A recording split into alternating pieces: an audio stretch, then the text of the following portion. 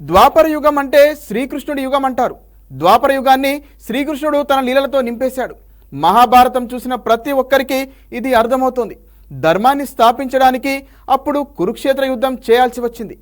ఎన్నో లక్షల మంది తమ ప్రాణాలను పోగొట్టుకున్నారు. ద్వాపర యుగంలో విష్ణువు శ్రీకృష్ణుడిగా జన్మించాడు. ఇది విష్ణువు 8వ అవతారం. ఒకవైపు ద్వాపర యుగం కృష్ణ కాలక్షేపాలతో నిండి ఉండగా, శ్రీకృష్ణుడు కూడా తన కాలక్షేపాలను ధర్మాన్ని స్థాపించడానికి మార్గంలో కొన్ని శాపాలను ఎదుర్కోవాల్సి వచ్చింది. ఆ శాపాన్ని పుచ్చుకొని కష్టాల్లో పడ్డాడన్నది కూడా నిజం. ఇంతకీ కృష్ణుడు ఎదుర్కొన్న శాపాలు ఏంటో చూద్దామా?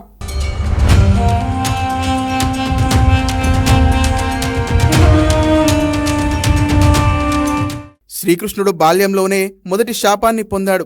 ఒకసారి దుర్వాస మహర్షి తపస్సు కోసం గోకులం వెలుపల కూర్చున్నాడు. అప్పుడు శ్రీకృష్ణుడు ముని దుర్వాసుని తపస్సుని తన వికృత చేష్టలు, బాల్య చర్యల ద్వారా చెడగొట్టాడు. దీంతో కోపోద్రిక్తుడైన దుర్వాస మహర్షి శ్రీకృష్ణుడిని మితిమీరిన లాలనతో నిన్ను అల్లరి చేసిన తల్లి నుంచి దూరంగా ఉండమని శపించాడు. ఒక మహర్షి ఇచ్చిన ఈ శాపాన్ని తీర్చేందుకు శ్రీకృష్ణుడు గోకులాన్ని విడిచిపెట్టాడు.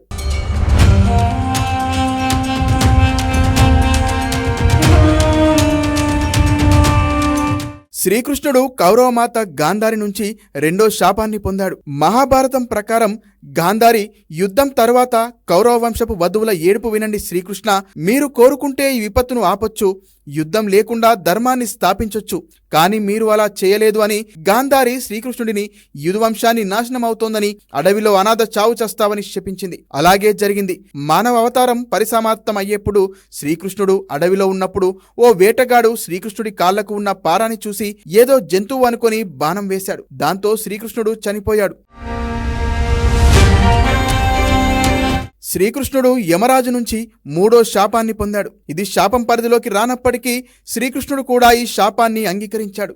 శాపం ఏమిటంటే, శ్రీకృష్ణుడు సాందీపని ముని కుమారుడిని యమరాజు నుంచి సజీవంగా తిరిగి తీసుకోవడానికి వెళ్ళినప్పుడు యమరాజు శ్రీకృష్ణుడితో యుద్ధం చేశాడు. కానీ యుద్ధంలో ఓడిపోయాడు. దీనితో కోపోద్రిక్తుడైన యమరాజు శ్రీకృష్ణుడిని చంపడానికి సమయానికి ముందే వస్తానని అస్పష్టంగా చెప్పాడు.